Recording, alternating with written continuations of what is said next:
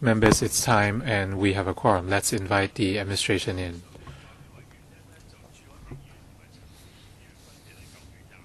On the information requested by Mr. Eddie Xu and Dr. Pierre Chen on the 22nd and 27th of September, respectively, and that is paper CB brackets 2105/1617 brackets 01 and 2129/1617 brackets 01. The administration has provided written responses at CB brackets 2111/17 to 18 brackets 01 and 02.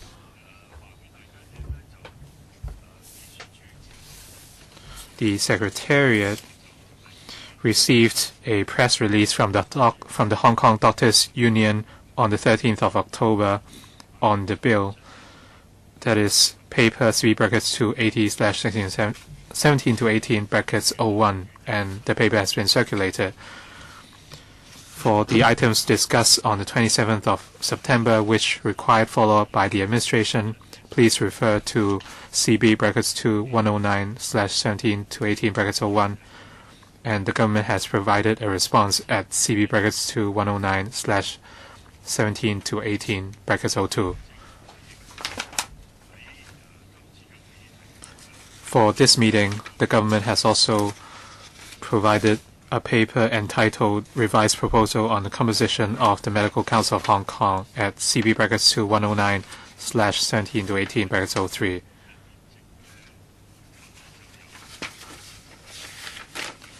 With us today, we have Mr. Fong Ngai, Head Healthcare Planning and Development Office of the Food and Health Bureau. And we also have Ms. Natalie Lau, Acting Principal Assistant Secretary for Food and Health. Ms. Cindy Chuck, Senior Government Counsel of the Department of Justice. And Professor Gilberto Leung, Vice President, Education and Examinations of the Hong Kong Academy of Medicine. Ms. Lisa Lai, Secretary, Medical Council of Hong Kong. And Mr. Joseph Siu, who is the Deputy Secretary of Medical Council. Mr. Fong, I will invite you to speak first. And are we going to cover the proposal by the Hong Kong Academy of Medicine as well? Thank you. In earlier meetings, the government responded to views on medical practitioners with limited registration, and today we have invited Professor Gilberto Leung.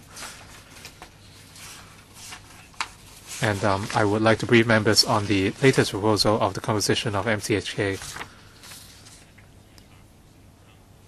And details are at CB brackets 2109/17 to 18 brackets 03. And I would like to walk you through this document in detail.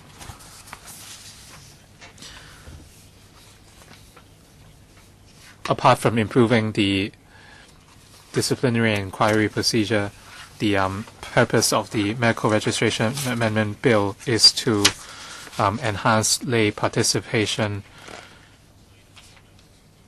The main stakeholders have no objections towards the first two suggestions and the increase of the number of lay members, but there are views on the composition of doctor members. Since not every member here might have followed the developments, I'd like to talk about the background of the 2017 bill.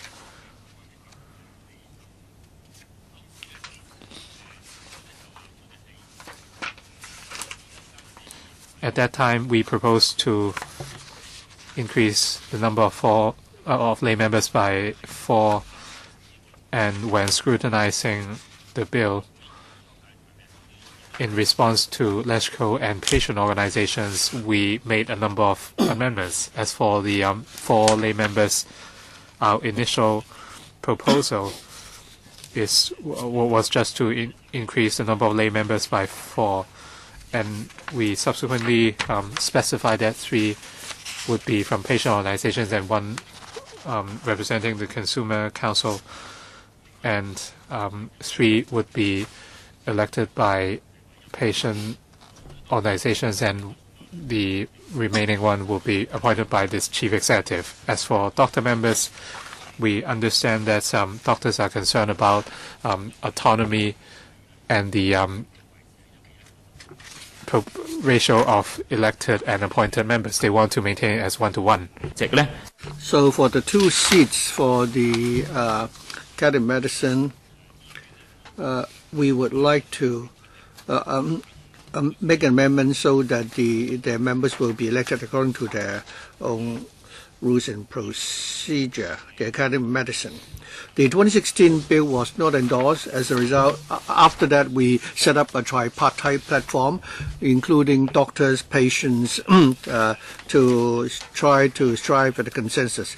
And the present bill is the result of the discussions of that tripartite platform. In the 2017 proposal, we also proposed to increase 4 additional members, 3 of which will be appointed by patient groups and 1 by the Consumer Council, and they do not need to be appointed by the CE. Regarding the patient-related organizations, it would be stated in the defining the regulations. Regarding doctor members,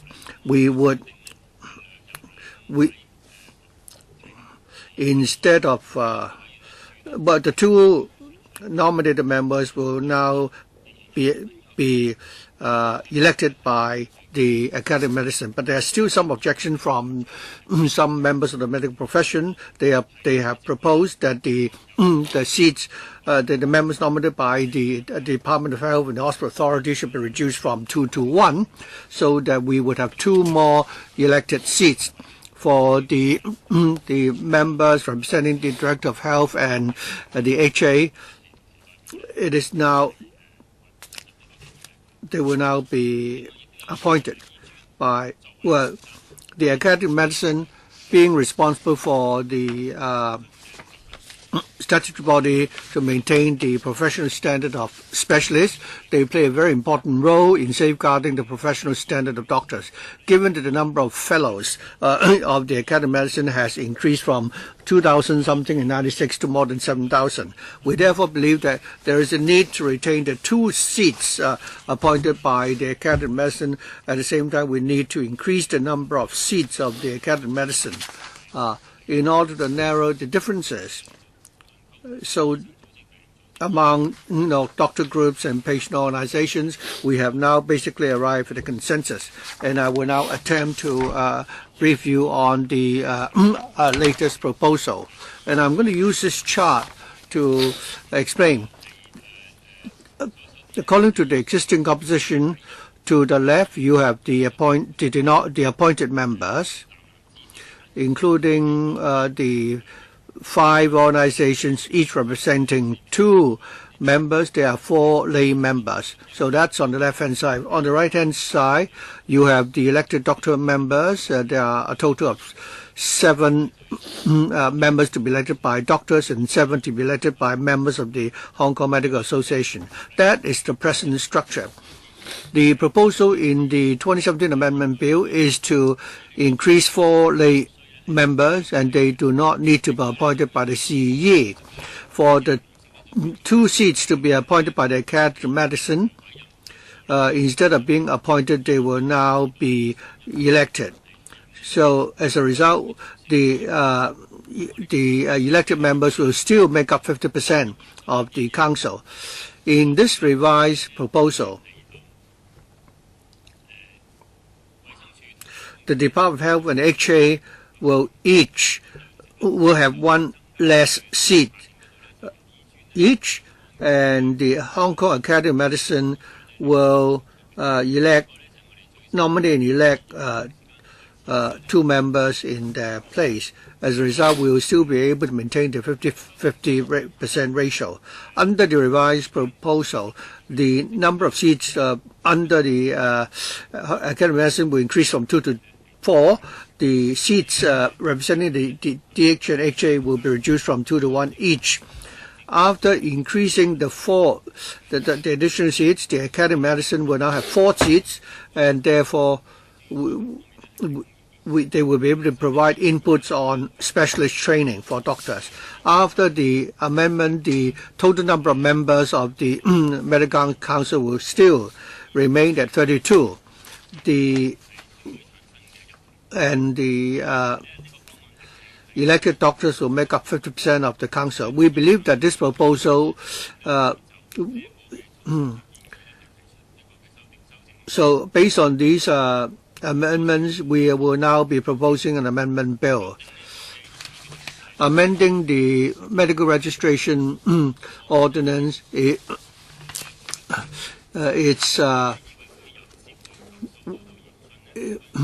urgent because it will now take 6 years from the time a complaint is received to the time the complaint is being before hearing is held. Because of the constraint of the medical register ordinance, there is no need we cannot drastically expedite the process. So through this amendment, we want to ensure that the Medical Council will be able to deal with these complaints more expeditiously. Also, the public is concerned about the issue of limited registration of doctors. We will try our best to, expedite the scrutiny of this bill, and we hope that the bill will be passed as soon as possible. Thank you. When will the government submit the proposed amendments to this council? Having heard members' views today, we would be able to, table them to members at your next meeting. You said that this has to be done urgently, and I hope members will allow me to schedule 3 meetings for the next month, because this is really very urgent. We don't want the government to say that we're not cooperating with the administration. So I have now a schedule for a 2-hour meeting for the 3rd of September. And on the 13th of November, we're going to have a 4-hour meeting from 2:30 to 6:30. And another one yet on the 27th of November from 2:30 to 4:30. I hope that we'll be able to expedite our discussion. Dr. Kikiko, I have no objection to the proposed timetable. No, I think the latest proposal put forward by the administration is different from the earlier one, especially the proposed electoral model. I think this committee has to organize, an occasion for the stakeholders to come and express their views. I think the election of the Hong Kong Academy of Medicine is not within the ambit of this bill. This is something for the Hong Kong Academy of Medicine. Members, myself included, have views regarding those 2 seats, but it's not within the scope of this bill. Chairman, I understand what you're saying, Chairman. The new seats proposed will be given to the Academy of Medicine, but I'd like to know how they're going to draft the bill. Or will there be other options? Some stakeholders have asked why you won't open those 2 seats to allow them to be elected by all doctors in Hong Kong. So there are 2 parts here. First of all, for the seats of the HA and the Department of Health, they've reduced them from 2 to 1. And secondly, they are proposing that under the amended proposal, the Academy of Medicine will elect their representatives. So I don't know whether the government has considered another option. Some stakeholders have suggested or asked why we do not, add 2 additional seats, 2 directly elected seats on top of the 7 elected seats. So we have a duty to express to make suggestions. But the government is not answering to our responding to our request. Regarding the electoral method for the Academy of Medicine, we're still working on the terminologies. The preliminary thought here is that the fellows of the Academy of Medicine will nominate and elect their members. So we stipulate clearly that they are going to be nominated and elected by the fellows of the Academy of Medicine. For this, regarding this option, we have been talking to members of the medical profession, the Academy of Medicine, and patient groups. We have several rounds of discussions, and we've received an overall response from the medical profession that this proposal is acceptable to them before we put forward the suggestion. So if the profession basically accepts this proposal, we hope that we'll be able to move the amendment as soon as possible so that the committee can discuss the amendments. And at the meeting on November the 3rd, we will be tabling the amendments for members' consideration.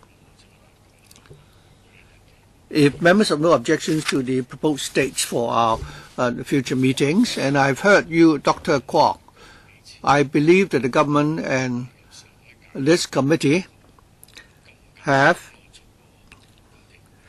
held, public hearings during the last, session as well. So many people have, I think we should consult the stakeholders. If many people say they have views to submit, but they have not, made a request in writing, I think we may conduct a hearing on Monday, but then they may not be necessary to hold a public hearing because the members of the tripartite, platform are already present. So, and you may also express your own opinion there. So I don't think we may necessarily need to conduct a public hearing, but the Secretariat could nevertheless consult with those who attended our previous hearings as to whether they have any views regarding the latest amendments. And if they have any views, if they make a request in writing, then we can certainly hold a public hearing. Well, I can accept that, Chairman. I hope this is a compromise, but I have reasons to believe that all the stakeholders already understand what is the amendment the government is proposing. It's not that they don't know. The question is that different people have different ideas. If I heard you correctly, you would like the 2 seats to be placed alongside with the 7 elected doctor members, so that the number will increase from 7 to 9. The government instead is saying that the 10,000 odd doctors already elect 7 doctor members. The Academy of Medicine, when it was first set up, only had 2,000 fellows or members. Now they have more than 7,000. So since all the doctors can already elect 7 members, is it the case that we can't allow the Academy of Medicine to elect 2, and instead that we should? So there are different views. I also have a different view myself. I believe that despite the differences, in the end, what you are suggesting is that those 2 seats should be elected by not elected by all doctors. And you're talking about the medical association. The 7 representatives are elected by the medical association. If I interpret you correctly, Chairman, you're saying that I'm saying that you don't object to those 2 seats going to the Academy of Medicine, but when they elect their 2 representatives, all doctors should be entitled to vote. Chairman, I think there are several options, but never mind. We have a duty to consult the public. Well, the government has come here today because they want to listen to members' views. And then, having heard members' views, and if the majority of members agree, they will then proceed to move the amendment, and they will submit the amendment on the 3rd. So if after members have asked the questions and after the government has answered members' questions, then I would like to focus our discussion on the amendments. But I will not stop members from going back to the issues that we've raised earlier. First round, Dr. Kokaki, 5 minutes, please. First of all, I welcome the freeing up of the 2 slots, which is a positive move. Direct election by all doctors has worked smoothly in the past. When you announced your proposal, there were a lot of different views on how we can ensure fairness and whether the members will be elected by the 7,000 fellows. And as you know, the Academy of Medicine has a threshold in place, whereas doctors admitted before 1993 could not be elected, and this has been much criticized. And the Academy of Medicine has a lot of young fellows, and the Executive Council of the HAAM would like to impose certain unnecessary restrictions, for example, number of years of experience, and that had stood in the way of a fair election. Does the government have a role to play in ensuring fairness of the Hong Kong AM elections? And does the government have a role to play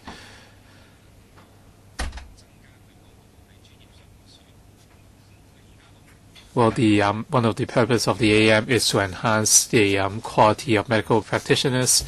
There are no issues with newly graduated doctors, but a lot of doctors, especially family doctors, before 1993 could not be admitted. So this is a very closed system. For family doctors who have been practicing for 20 or 30 years, they could not be admitted because there are very high requirements or thresholds.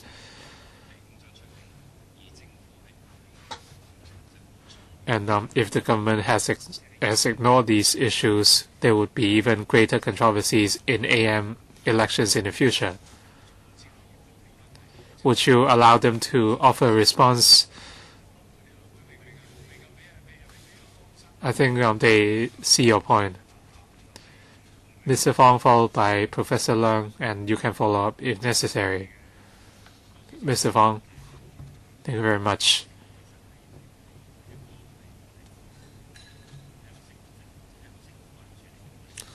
This is an appropriate concern which we acknowledge. I'm glad that Dr. Kwok welcomes the government's proposal with regards to the threshold or election method. Our bill would not stipulate any thresholds. We would simply say that the members are nominated and elected by AM members according to the Academy of Medicine ordinance.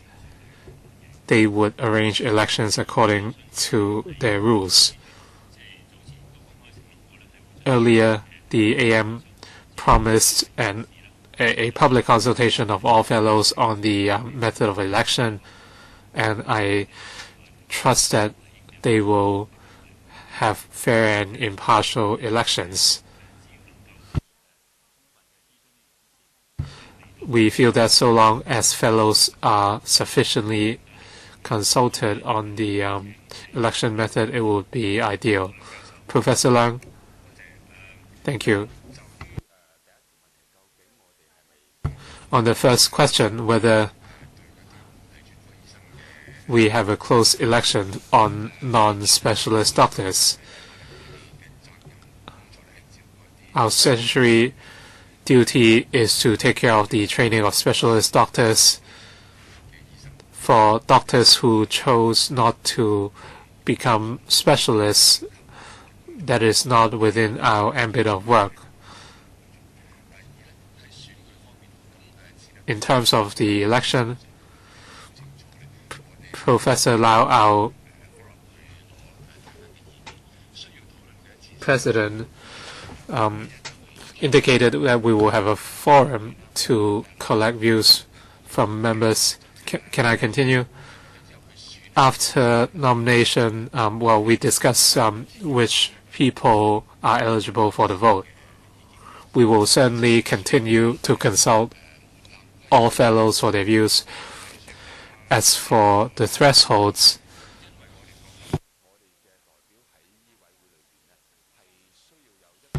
I feel that our representatives at the MCHK should have sufficient understanding of the working of the Academy of Medicine in order to help the Medical Council in making decisions, whether they are collective or functional representatives. This is an important consideration. If we only need collective representatives, we can have universal election. But if our representatives are expected to exercise our statutory function, they must have sufficient understanding and experience of our work. Or else, if they do not understand our work enough, would their views really help the Medical Council? But we will collect views from our fellows before making a decision. Dr. Kwok asked about specialist doctors who were practicing before 1993 or your establishment. Can you repeat the question on the on those doctors before the founding of the Academy of Medicine? A lot of family doctors, well, they were not specialists, but for the Council of Family Medicine, there has been controversy for doctors who are vastly experienced. They have been family doctors, and the Academy of Medicine requires them to receive lengthy training at public hospitals. For example, they have to undergo 2 years of training. For a doctor with 20 or 30 years of experience, can they leave all their patients behind to undergo such rotation? It will be very difficult. And there are some unfair practices as well. There were grandfather arrangements before 1993, but after 1993, the no conversion was allowed. So 1993 became a line, and there were no examinations, there was no rotation at hospitals, and subsequently they set up very strict rules for doctors who were not admitted, so that was a point of controversy. Professor Leung talked about so-called collective representatives. Everyone is fair in today's world. I have been a fellow for more than 20 years. I was a founding fellow. You cannot say that I know nothing about how the specialist system works. A lot of doctors have been working since the founding of the colleges, but I'm sure they would not know less than you of the Academy of Medicine. Dr. Kwok, Professor Leung is a guest today. I think you should not be so strict towards him. You should allow him to explain the doctors who were already very experienced before 1993 and whether they could be admitted as fellows. Perhaps you should allow him to make a response. Professor Leung, I do not personally know too much about the arrangements before 1993, but the function of the AAM is to take care of specialist doctors. For doctors that do not choose to become our fellows, it was a result of the ordinance back then. I do not think that there is a direct impact on our decision now, because those were past matters. I agree that even doctors who are not fellows know a lot about specialist doctors and how they work. They are vastly experienced, and they know about the they know a lot about the operation of specialists. As to the day-to-day operation of the Academy of Medicine, whether they have direct involvement. So this is the kind of experience I was referring to. As for the so-called roles or threshold, this is up for discussion. We never discussed this before, and we never said that doctors could not be our representatives if they have not been involved in our roles. Next, Dr. Pierre Chen. Thank you. Congratulations to Mr. Fong. Well, with Mr. Sun's departure, I was concerned about continuity. So with Mr. Fong, I'm reassured.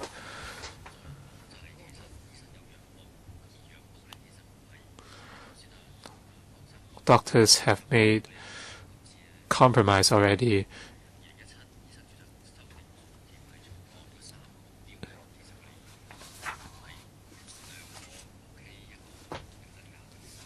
And we have made compromise on all the three key aspects of the Medical Registration Amendment Bill. For the complaint handling and disciplinary inquiry mechanism and doctors with limited registration, we have had some concerns. We do not completely agree with them, but we have made compromises so that the bill could be passed.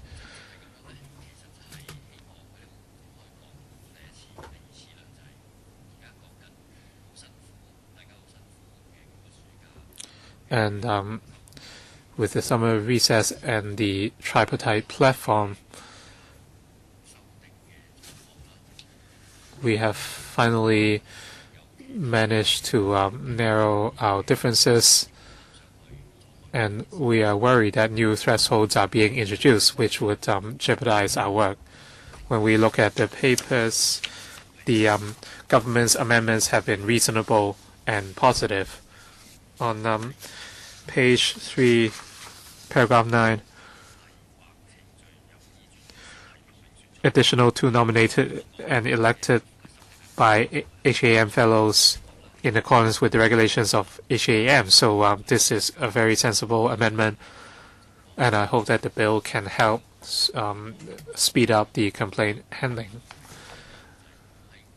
So I hope we could practice some restraint by not adding any further thresholds.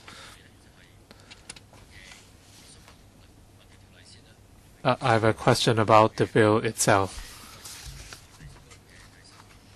In the third point, it says the DOH or representative and the chief executive of HA or representative.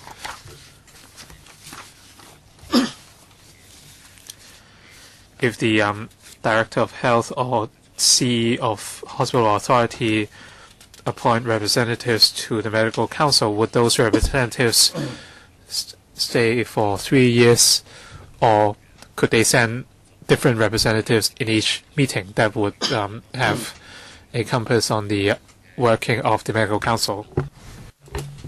Well, who would like to answer the question? Mr. Fong. Thank you, Dr. Chen, for your support for the proposed amendment by the administration regarding the Director of Health or representative or the CE of the HA or representative. Actually, this is a proposal from the profession. What we have in mind is that we will regard these two as ex-officio members to ensure that at the time of the meeting of the Medical Council, the Director of Health himself may be otherwise engaged and he can send a representative to stand in for his behalf. The same applies to the HA's Chief Executive. So it's possible that at different meetings, it's possible that you may have different persons, attending the meeting on behalf of the Director of Health and the HA. But our objective is to ensure that at each and every meeting, the Department of Health and the HA will be represented. So simply put, the ex-officio member has to be the CE of the HA and the Director of Health, unless the two are on leave or sick or out of town, in which case they will send their representatives. Otherwise, it would definitely be these two persons attending the Medical Council meetings. I think members' consideration is that whatever the reasons, we won't stipulate the reasons in the bill, but that these two persons can send the proxies or representatives to attend the meeting on their behalf. We want to ensure that the HA and the Department of Health will have their representatives at each and every meeting of the Medical Council. So they will have representatives at the meeting. But would it always be the same persons attending the meeting?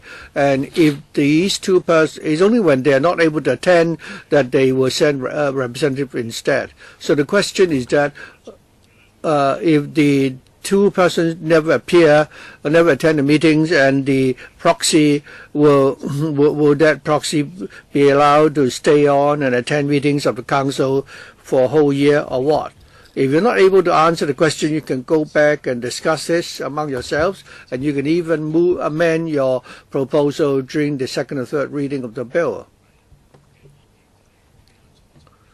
So, your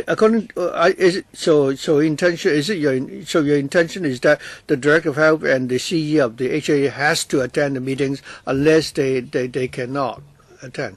I'm not saying that this is a mandatory requirement.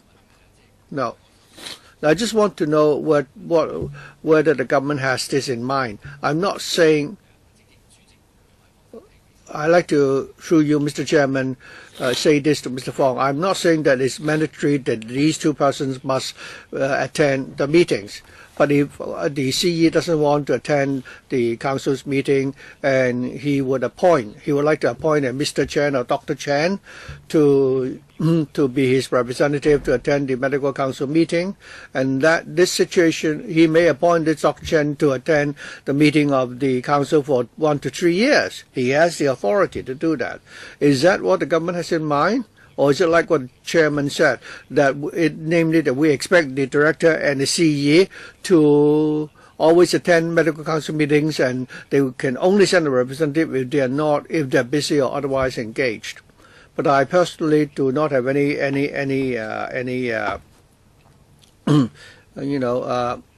position. I think we've discussed this internally. In the bill, we've retained that the flexibility, but operationally, it is natural that they will send one representative who will be sitting at the Medical Council meetings for an extended period of time. I think this is what will happen. But we have, retained the flexibility in the bill. If at a particular meeting, the CE or the director may also attend the meeting personally. Mr. Ip Kin Yuen, Chairman. Earlier, I have heard the government has a new proposal, an amended proposal, which now has been accepted by the medical profession. And this is, and I think we should welcome that, because we are able to, make concessions and arrive at a consensus. I think the whole proposal is able to help the stakeholders arrive at a consensus, because there is one important principle here. that is 50% of the medical council should be, members of the medical council should be doctors, 50%. In the 2017 amendment bill, if you look at the chart in the middle, there are two representatives representing the Academy of Medicine, and they belong to the elected. They belong to the elected or appointed members. And many people question whether or not they are really appointed, because they are elected among the committee. And if you only have two people, electing one member, that would be problematic. So for the same two seats you have now, change them to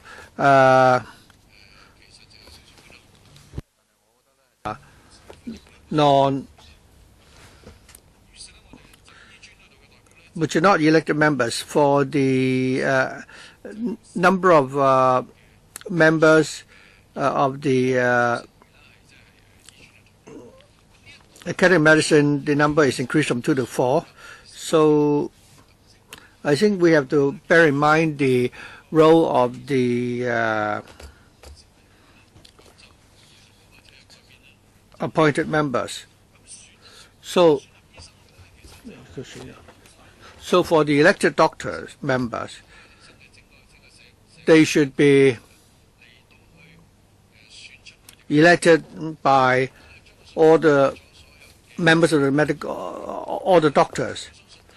So I believe doctors are well-educated electorate, and they know what their elected representatives should do. So if there should be, if we want to propose any increase in the number of, it would be,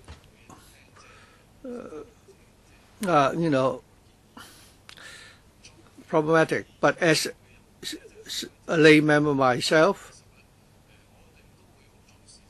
we think it is important that we want to know whether or not these two members should. You have two Academy of Medicine members, representatives who are not elected. So there's a difference between the two. Otherwise, we will not be able to accept that. 主席亦都多謝係葉議員係歡迎呢一個。I'd like to thank Mr. Yip for his supporting the amended proposal. In the bill, according to the 2016 bill and the 2017 amendment bill, we're saying that the two seats of the Academy of Medicine should be elected according to their own rules and procedures. According to our latest amendment, we have a different draft. That is, the Academy of Medicine should, according to the rules, first of all, nominate the candidate by their fellows, and then they will be elected by the board of the Academy of Medicine. So there's a difference there. We want to ensure that there is a difference. I believe this can address Mr. Yip's concern. Professor Leung, do you have anything to add? Yes, thank you. As to whether or not the role of these four members will be different. I think what is important is that they represent the function of the Academy of Medicine. If I may call these two teams of representatives different, there should be different people to elect them. Two will be elected by the council, and two could be elected by the fellows themselves, as to whether or not these two doctors can represent the Academy of Medicine. So I believe the functions of these two, these doctor representatives of the Academy of Medicine are the same, but two will, but as to who should nominate and elect them, we need to discuss that. As to whether we can make reference of the practice of other organizations, like the MA, we can certainly discuss that further. I know that not all the representatives elected will be nominated by all members of the profession and elected by all members of the profession.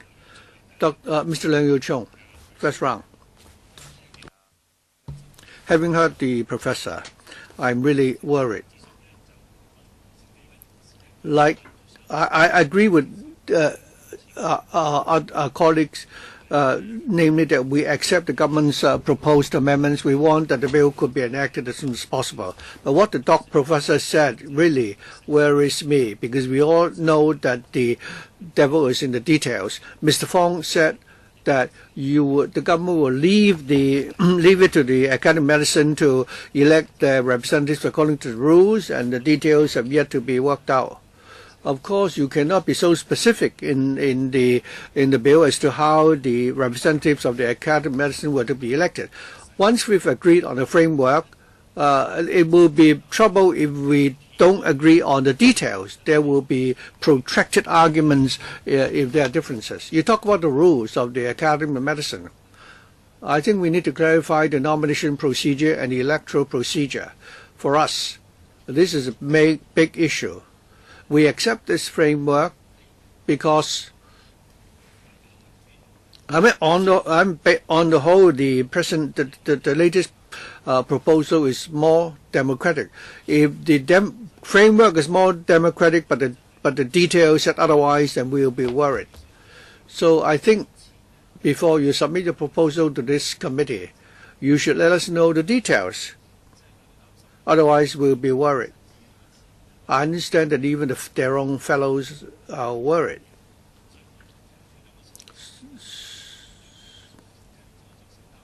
So having heard the two of them, I'm still worried. Mr. Fong. Thank you, Dr. Leung, Mr. Leung, for supporting our proposed amendment. I agree that we need to discuss the details. First of all, we know that the Academy of Medicine will be consulting all the fellows in respect of the proposed electoral model. I believe the focus is, the government's focus is that the Academy should thoroughly consult their own fellows regarding the proposed threshold and what should be the electoral procedures. Within this profession, indeed, there are different views. So we believe that the focus should be for the fellows to have a thorough discussion and then arrive at a consensus before we proceed. I think that would be the preferred approach. Do you have a timetable as to, that is whether the Academy of Medicine will let us know about the nomination mechanism and the electoral mechanism? Do they have a model, or is it that they can't make it in time because they need to convene an AGM, or what?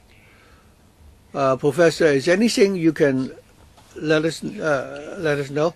There are no timetable at the moment, but at the end of November, we are going to hold an annual general meeting of all our fellows, and we'll listen to the views. One concern expressed was how we decide on the details. After consulting the fellows, we will go back to the council, our own council. It's not just a few council members who make that decision. Sitting on this council, we have 15 representatives of the Academy, as well as representatives of the Hong Kong U and the Chinese U. And the representatives of each of the academies are, I think the representatives are elected by the fellows. So I think it is a representative body. But of course, it would not be for all the fellows to decide on the details. As I said, the devil is in the details. We talk about a framework. We hope that there could be a more democratic, element. So the council, you're talking about the council of the Academy, right? But it's not really, decision by the majority. So can you come up with some way to allow the decision to be made more through a democratic, process? For example, you can put forward several options 1, 2, and 3, and allow your fellows to vote on those options in respect of the requirements and the models. it would be much better than for just a small number of people to make that decision. Of course, this would take longer, but I think if you allow more people to participate, it will be more legitimate and more satisfactory. I think Professor Leung would have some difficulty answering this question. Well, that's just a suggestion.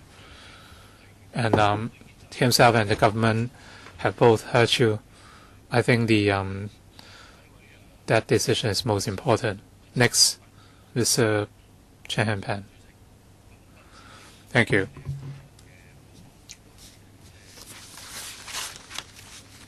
I think the government's latest proposal is acceptable. They have incorporated members elected by patient-related organizations and lay members on requests of the trade. The introduction of lay members and patient-related organizations is a great step forward. And we also feel that the tripartite platform would be effective. So by both sides making concessions, we can benefit everyone, because we certainly do not want a piling up of complaints. So we would welcome any proposal that would speed up the whole process.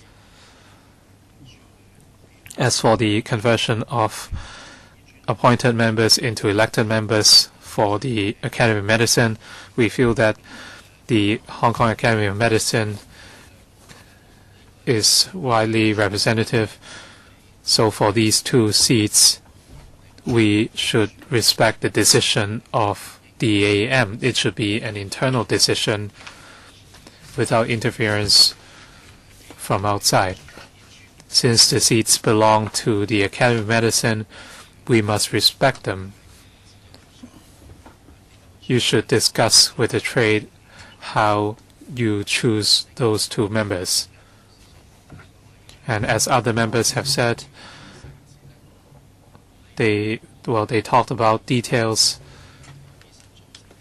Half the medical council is made of doctors, and half are elected by all doctors, and the other half by the Hong Kong Medical Association Council. So for the 7 other members, well, I think we are going round in circles. We should respect the constituent organizations themselves for their seats. They might carry certain traditions, and they have to respect characteristics of the trade.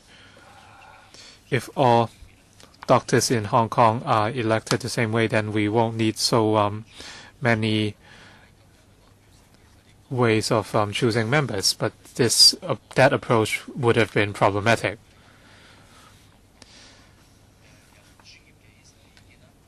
We have to consider the different views from the medical council, the views of doctors, views of doctor associations and frontline doctors, etc. If we only consider frontline doctors without considering the views of specialist doctors, the views might be skewed. Our intention is to incorporate different views at the medical council. So we should allow the Academy of Medicine to decide for themselves, and the government should defend this mechanism. So if there is an election at the Academy of Medicine, the government should ensure that the Academy of Medicine would organize a smooth election, and we must set a deadline for our discussions. The 2 seats should be generated in a smooth manner, so if the government can render support, they should do so. Mr. Fong, thank you. Thank you for the suggestion. the government respects the Hong Kong Academy of Medicine's regulations or procedures in its election. So the key is there must be ample consultation of its fellows. We trust the Academy of Medicine will do their best. Second round, Mr. Chen. Thank you.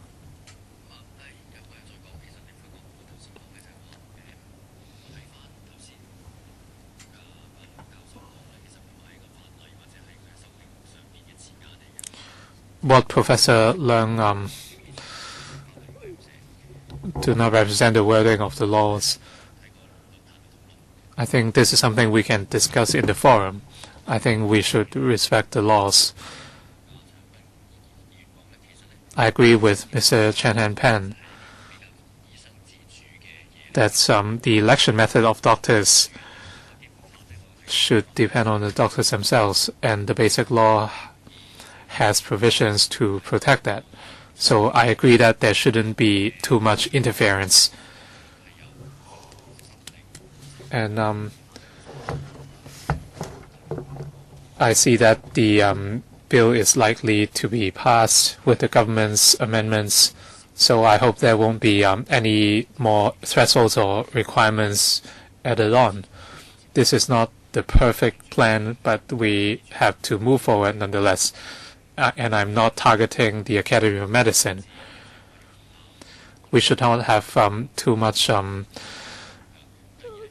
thresholds or requirements. I don't see big differences in the views of myself, Dr. Kwok, and Professor Leung. We all pay the same fees every year. We all have to pay a few $1,000s. And if you tell me that the young doctors have less rights, then we will want to pay less. I don't need the rights, including the right to vote. So the Academy of Medicine bylaws make it very clear of the roles of different members. In the government's response last time, brackets to 109/17 to 18 for the on page 6 on the credentials of medical practitioners in private patient services, and in point 4 it says each professor would not work more than 4 hours per week in private patient services. Can you identify that page? And my question is,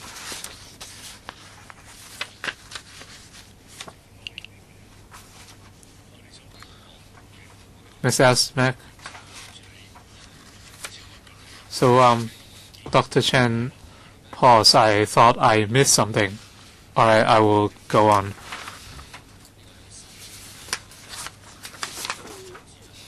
And you mentioned 4 hours,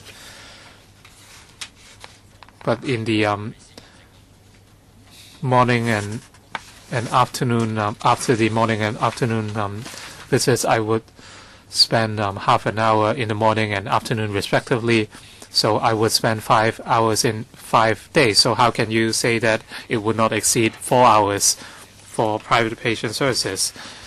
We have to visit the private wards, and we also have to take care of outpatients services. So such arrangement, so what you wrote was rather strange, unless you take out the ward visits. And Hong Kong U and Chinese U are very different with their approaches, so hopefully Hong Kong U can offer more information in the future. We have had cases relating to private clinical practice, and I'm sure Hong Kong U would also have a system in place. I don't mind you asking these questions, but I don't see how this would make a difference to our proposal of extending the period of limited registration from 1 year to 3. If you have doubts on CHK's information, Well, it's certainly creditable, but you seem to have doubts. You said they might spend 5 or even 10 hours per week. I don't quite understand your questions. We don't have anyone from the universities today.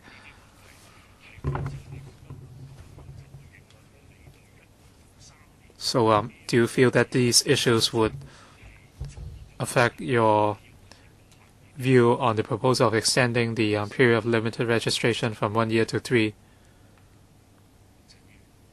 Dr. Chen, I'm just asking a question. For doctors with limited registration, I have some concerns. There's simply something I want to clarify. So would you have follow-up questions? I'm just asking what I want to know. Thank you. Second round, Dr. K.K. Kwok. Excuse me, Miss Elsmack. First round, please.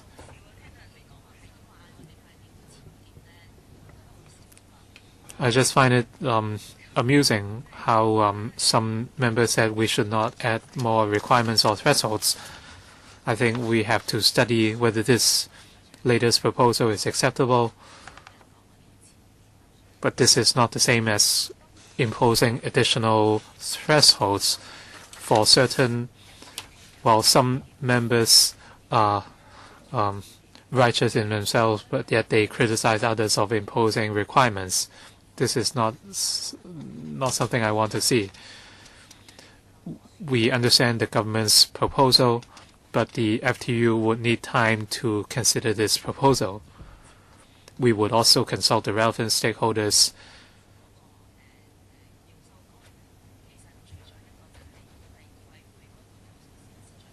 And one of the purposes of the bill is to speed up the complaint handling mechanism of medical counsel, and through this bill we want to speed up the process. And we see a very heavy workload on doctors in public health care, and patients are not able to receive appropriate services. So by extending the period of limited registration from 1 year to 3, well, we are unsure whether more doctors will come, even with the extended registration period. We hope that this would be a way to introduce more doctors with limited registration, and this is to ease the workload of our current doctors, and patients can receive the right services. When we talk about doctors with limited registration in the public healthcare system, they should only take care of clinical work. They should not affect the promotion prospects of locally trained doctors.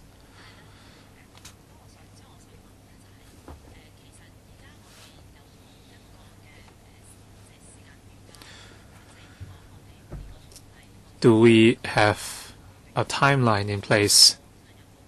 Everyone is saying that they are making concessions, doctors, governments, etc.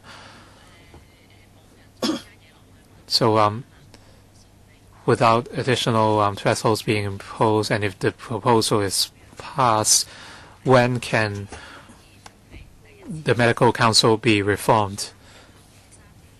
And when can we start to introduce doctors with limited registration of 3 years? Mr. Fong, assuming that the bill receives its third reading, this is not something within their control. So with the third reading of the bill,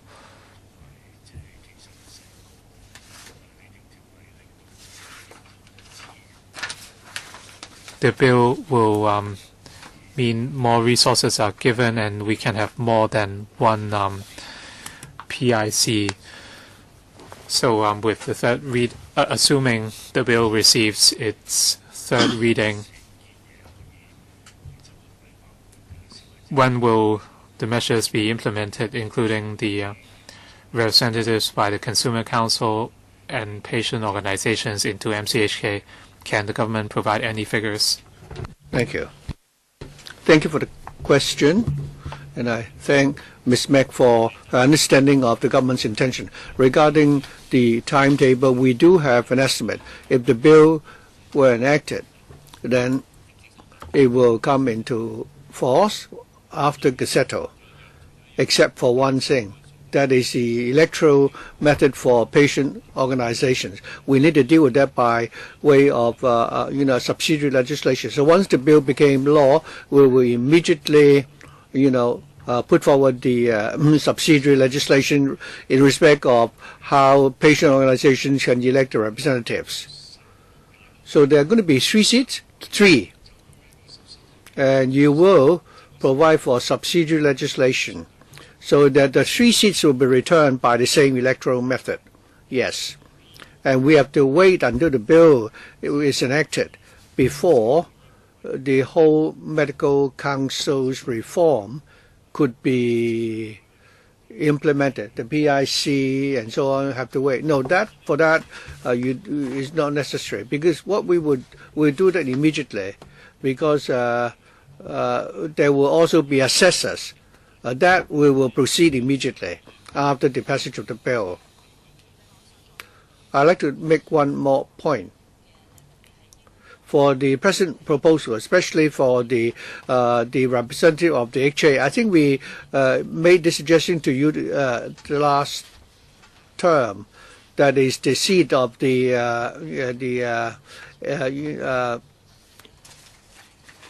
HA could be.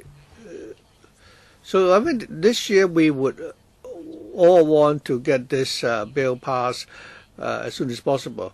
So after you've, I hope that when you make your decision, you'll be more rational, so that we would be able to pass the bill as soon as possible. Mr. Fong, thank you. The position of the government is that we want the bill enacted as soon as possible. Once it became law, once the law comes into effect, we'll implement the details immediately. So the only thing that may slow this process down would be the 3 patient organization representatives, and also you don't know how long the academic medicine will need to consider how they're going to elect their 2 representatives. So we're talking about 5 seats for which you cannot control the timetable. Yes. Mr. Kowai Kung, thank you. This is the first time that I'm speaking in this Bills Committee. I have been silent all along, because we all know in the past that in order to reform the Medical Council, we want to increase the number of lay members, especially those representing patient groups, and also to increase to increase the number of hearings, so that we can expedite the processing of complaints. When we all support that, and that's why I don't have any strong views.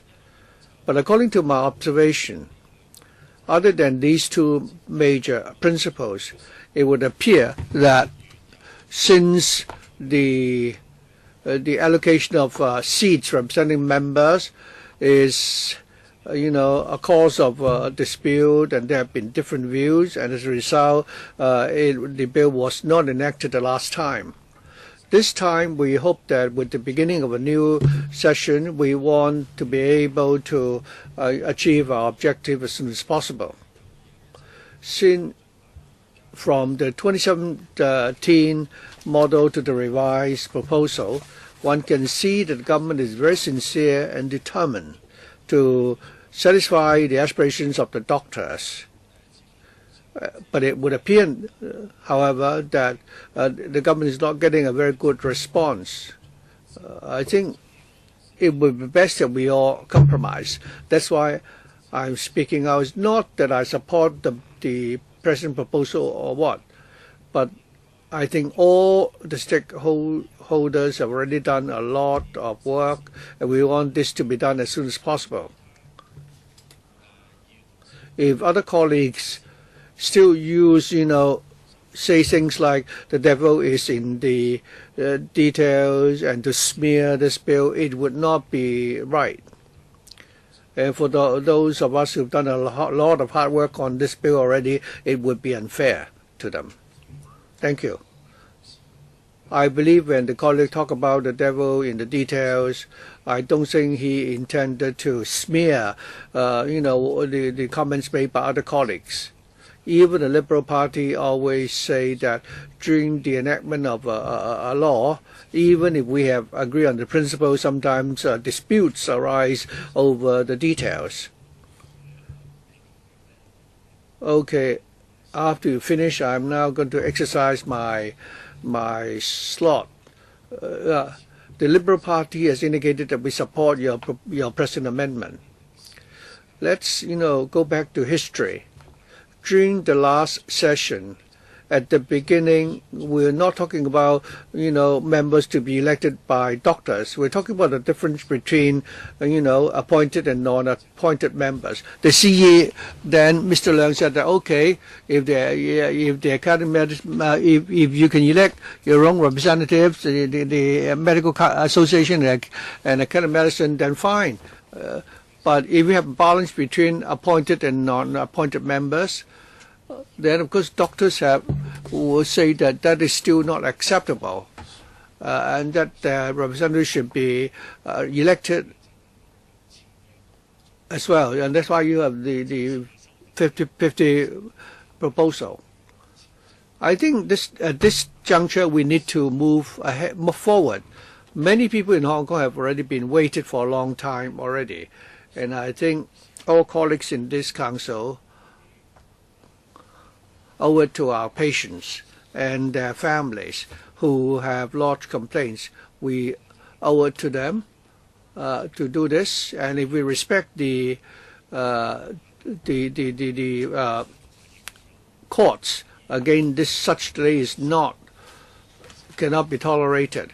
We have medical incidents, whether it's due to the shortage of doctors and we believe that limited registration of doctors, and whether or not it would naturally increase the number of doctors, certainly, but it would be able to cope with the shortage of doctors that we're now facing. That may not be the case.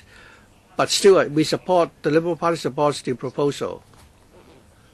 I'm also worried that I beg to differ from other members regarding the Academy of Medicine, and that is the election of the Academy of Medicine. Should the election be open to all doctors? I think it should be the fellows of the Academy to elect the representatives and not all the doctors. So the different functional constituencies have their own practice.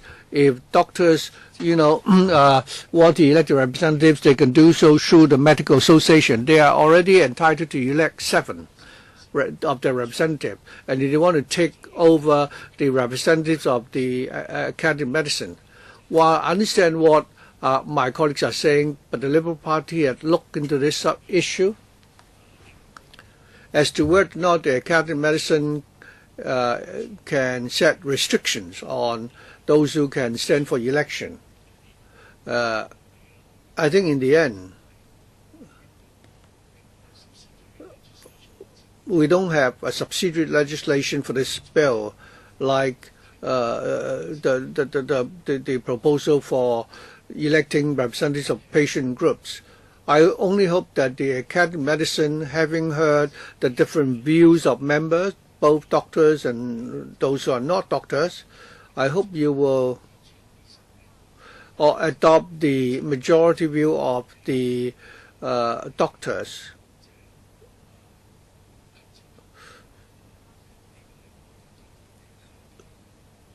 So this is our expectation or requirement of the Academy of Medicine. But I have a lot of confidence in you. I've also heard Dr. Kwok talking about the situation before 1993. I don't know too much about that. I've actually, attended Dr.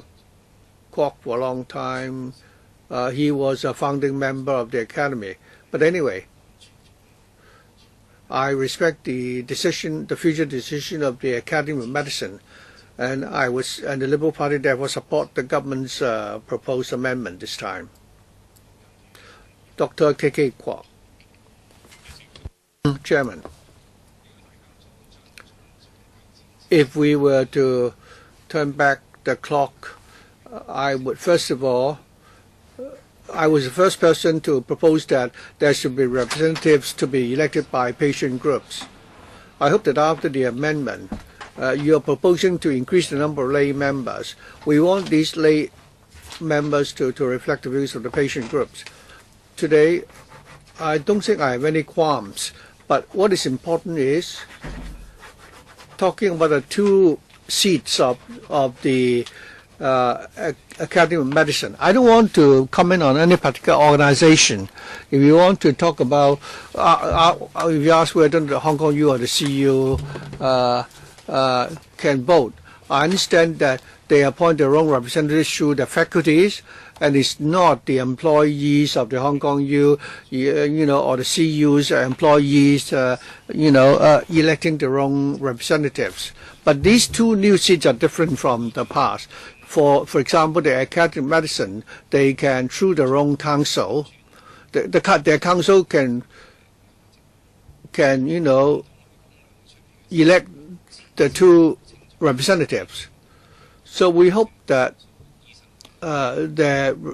these representatives can represent the views of more doctors. Well, those 2 seats are not returned by election by all the doctors. We're just requesting that they should open the election to the 7,000 odd fellows of the Academy on a one doctor, one vote basis.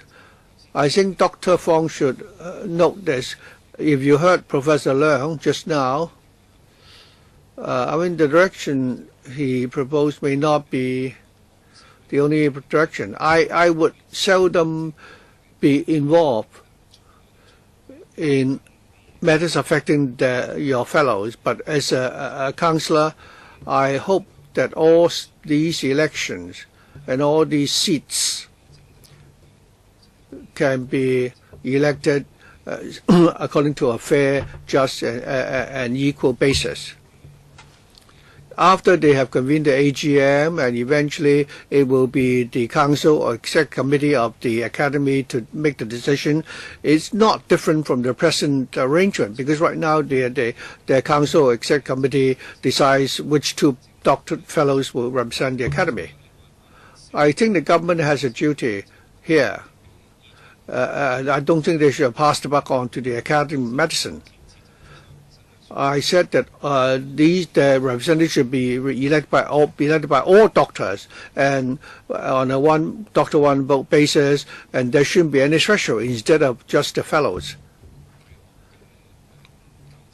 Many teaching staff and HA staff elect the representatives on a one person, one vote basis. We just want the mechanism to be transparent, and there shouldn't be any unnecessary hurdles. I hope the professor will hear this. The government also has a duty here. Once you've proposed these 2 seats and defer to the Academy of Medicine to return those to elect those 2 representatives, I hope the Academy of Medicine can, under the basic law, maintain their professional autonomy.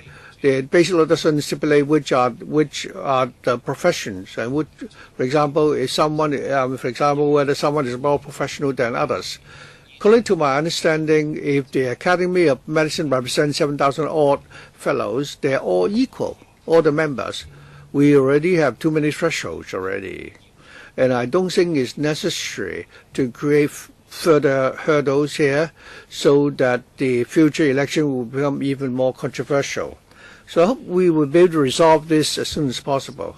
Between now and November 3rd, I don't know what Mr. Fong can do to address, to minimize to address the concerns that we've expressed today. I think you can go back and talk to the Secretary. We still have time yet, but having heard you, Dr. Kwok, as a colleague, I want to say that, first of all, we respect professional autonomy, and 2, we want the government to be involved with the election of the Academy of Medicine. That seems to be contradictory. Well, anyway, I'm not speaking on behalf of the government. I'll leave it to Mr. Fong to do that, and then it will be the professor's turn. Thank you. the government fully respects the spirit of professional autonomy. The composition of the Medical Council, even after the amendment, the doctors will make up 70% of its membership. We also respect, subject to the principle of professional autonomy, we respect the Academy of Medicine for their fellows to nominate and elect their own representatives. As I said, and I repeat again, that the Academy should thoroughly consult their own fellows in a comprehensive manner to ensure that the election is fair, just, and transparent. These are the necessary principles, and we have obtained the approval of the Academy of Medicine on this issue.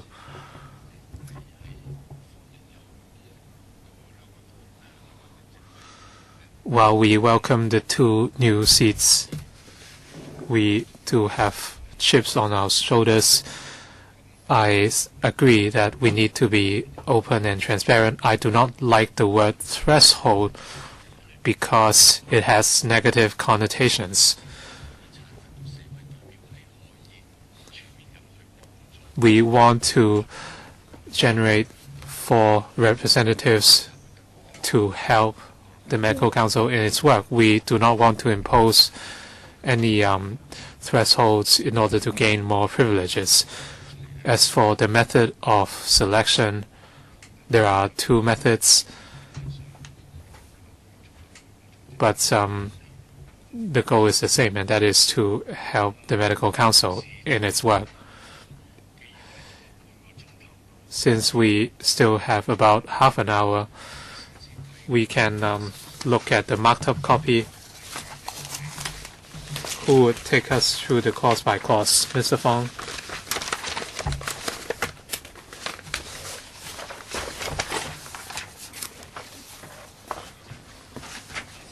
Thank you, Chairman. Shall we look at the Chinese text first? We will often walk through the Chinese text, and there's no need to look at the English text unless we have any specific comments. Are you going to walk us through the blue bill or the marked up copy? Thank you, Legal Advisor.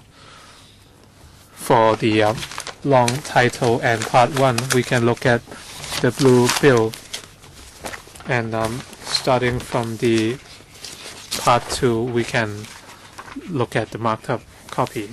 Mr. Fong, I'd like to read out the long title. Amend the Medical Registration Ordinance and its subsidiary legislation to change the composition of the Medical Council of Hong Kong, to change the arrangements for preliminary investigation, disciplinary inquiries, and health committee meetings, to extend the period of limited registration of medical practitioners, and to provide for related or minor technical amendments. This is the long title.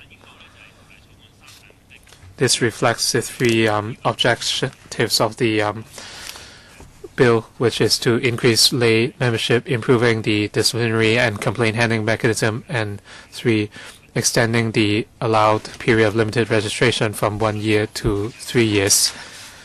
There are 5 parts to the bill. Part 1 deals with the commencement date, and the ordinance comes into operation on the date in which it's published in the Gazette. Apart from the 3 lay members chosen from patient organizations, the method of election would be stipulated by subsidiary legislation, and the subsidiary legislation must be scrutinized and approved by LegCo, and the Secretary for Food and Health would stipulate the commencement date by Gazetto.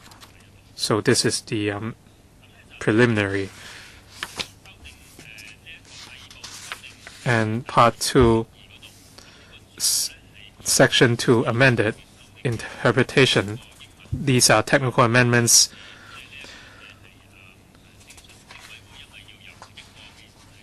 Since there will be multiple preliminary investigation committees, the word "the" will be replaced by "a" in the English text.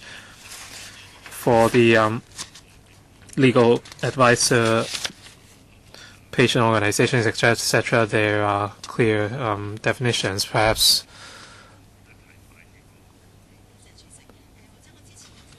thank you, Chairman. I raised some questions in an earlier letter. Would the government first make a response?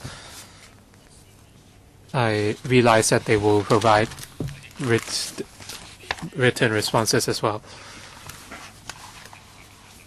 Our written response is almost ready, so by today or tomorrow we can get back to LegCo. Those are technical in nature. By the time we reach those points, we can cover them. Legal advisor. For section 1(3) commencement date, I asked 2 questions. Can the government offer a brief response for members?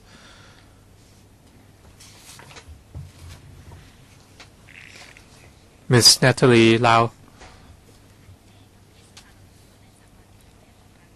The legal advisor asked a question on commencement date.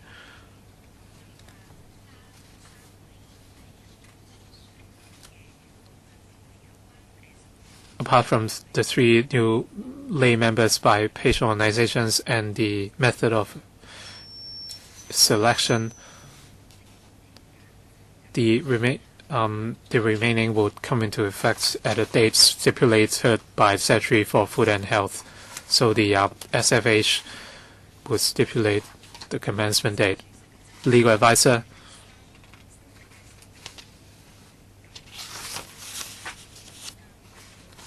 So for 3(5) AAB would be incorporated into section 3.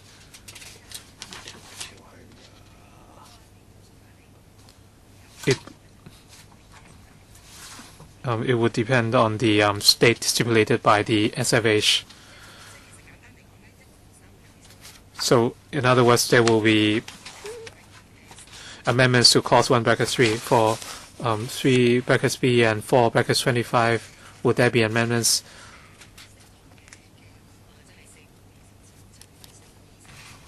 So the 4(25) will be amended to 4(27). Mr. Fong, please continue.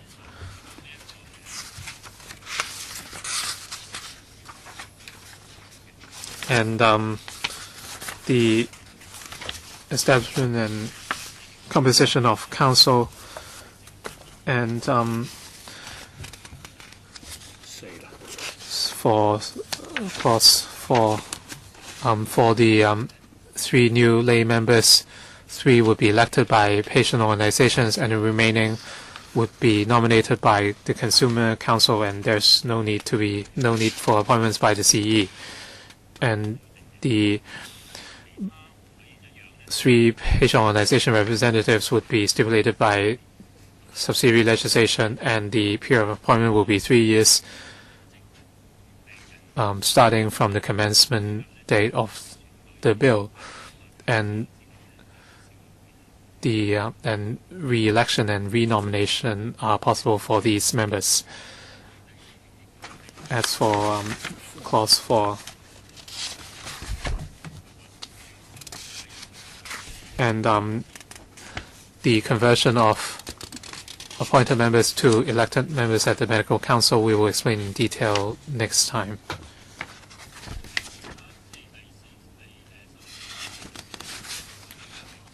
And the remaining amendments are technical in nature. We seek to clarify certain issues. If the legal advisor or members have any questions, all right, please continue. For 3(b), the Secretary and legal advisor of the Medical Council, I have a question.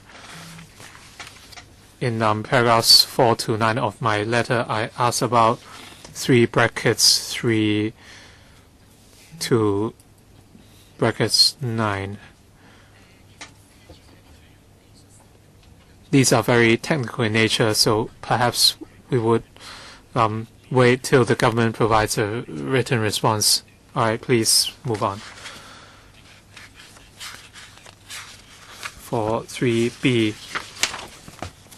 the clerk and legal advisor of the medical council, and clause 5 stipulates that more than one legal advisor can be appointed by the medical council, and there could be multiple PICs, and the assistant clerk can discharge the duties of the clerk, and we seek to clarify the arrangement to provide more manpower flexibility to cater for multiple committees. And 3C for provisional members, and I won't go into the details.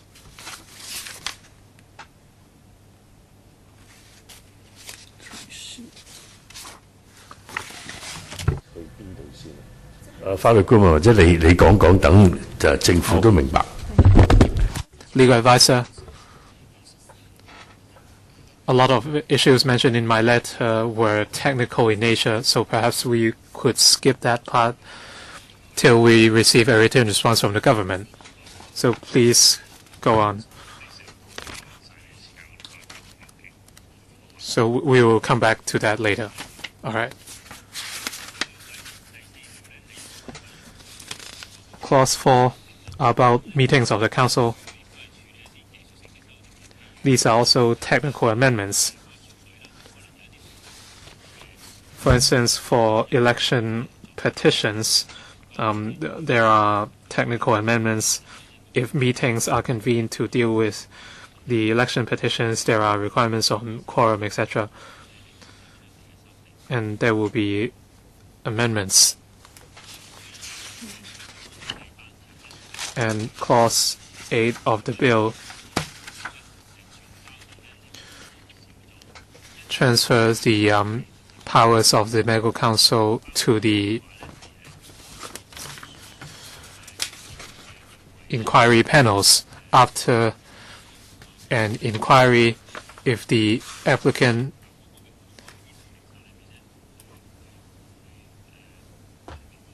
is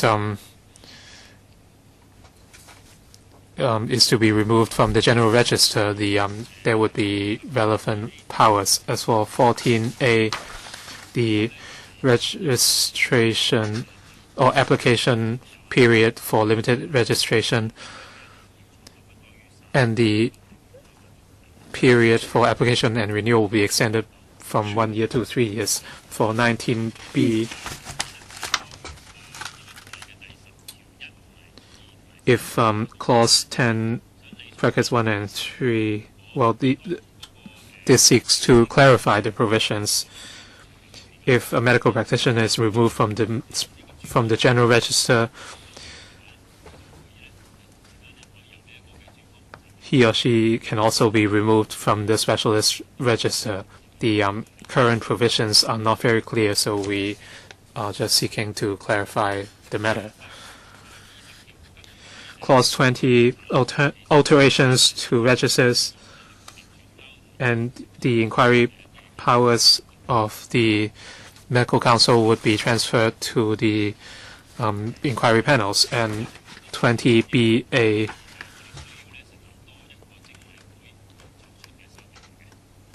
amendments on the establishment of more than one PIC. And 25, in the past, the chairman of a committee must be a member of the medical council, and in the future, an assessor or member of the medical council can become chairman of the committee. And clause 13,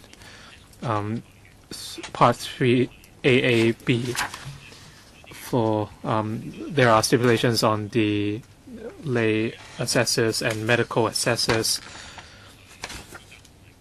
the medical council can stipulate requirements on lay assessors, and a lay assessor must not be a registered medical practitioner, but they must have the qualifications and experience required of a lay assessor.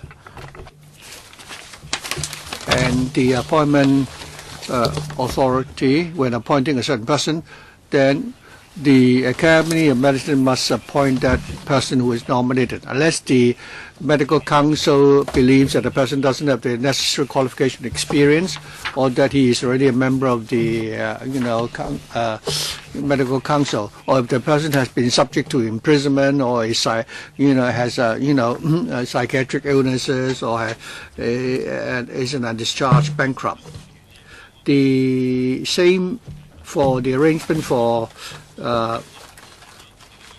medical assessors. The medical council can also stipulate the qualification and experience of the medical assessors.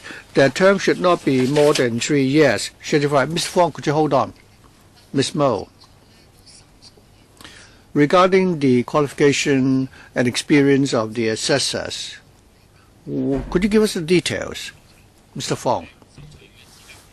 Regarding qualification of and experience of the assessors, that will be determined by the medical council. I know you've said that just now.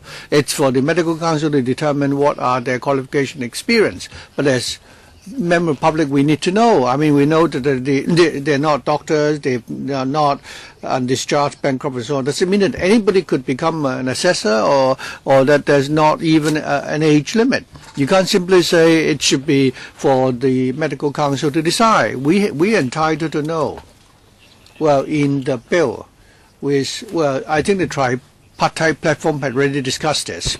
That is, the doctors, patient groups, and LegCo members set up the tripartite platform to discuss this, and we all agreed that the qualification experience of the assessor should be something which the medical council can decide.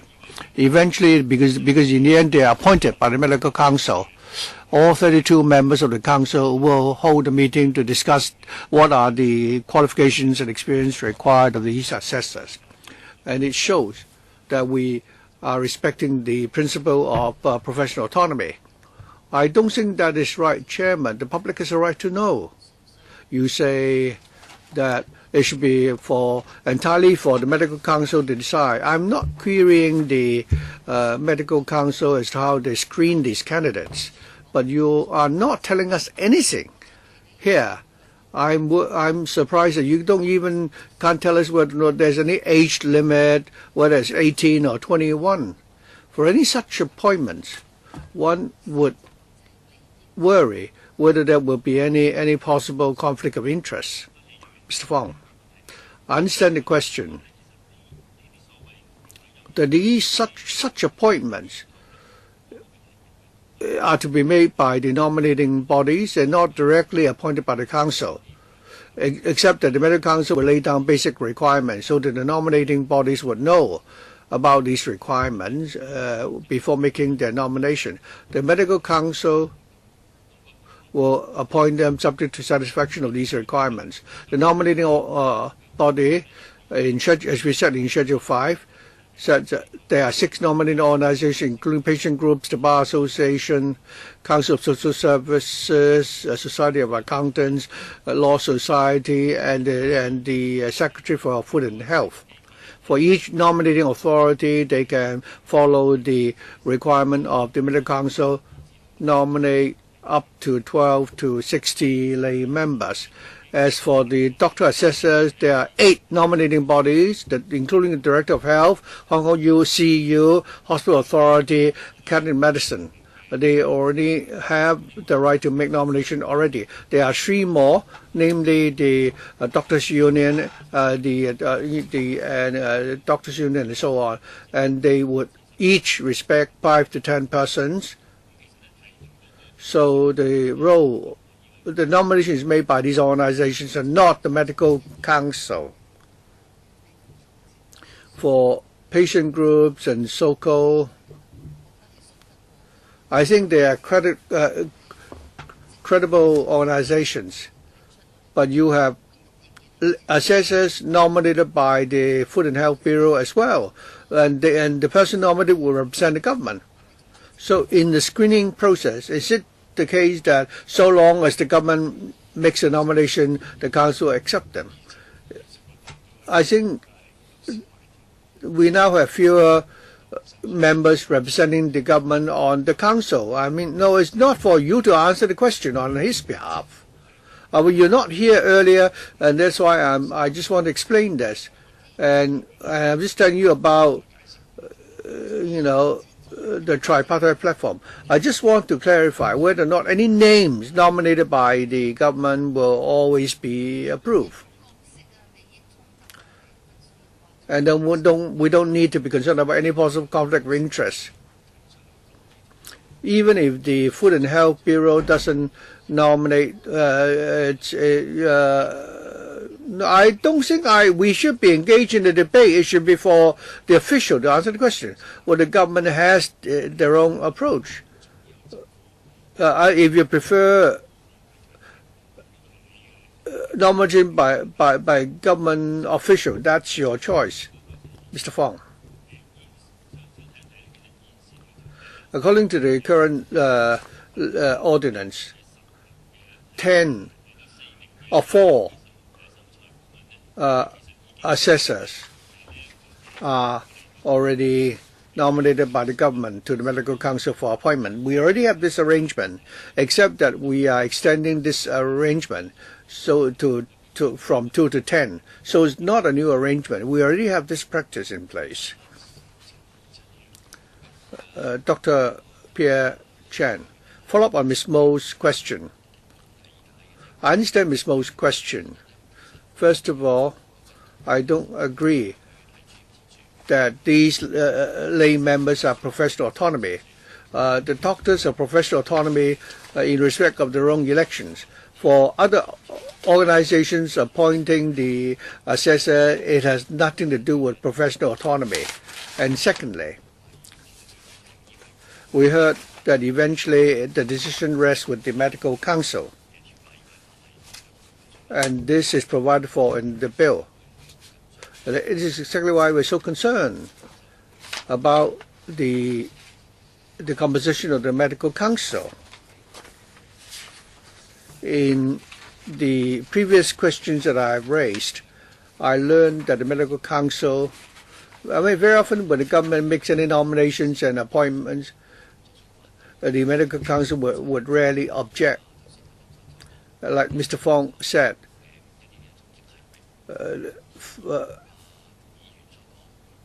Ms. Mo was saying that if the basic well, I don't think you've answered Ms. Mo's question, because very often the Medical Council will find it difficult to refuse nomination by the government.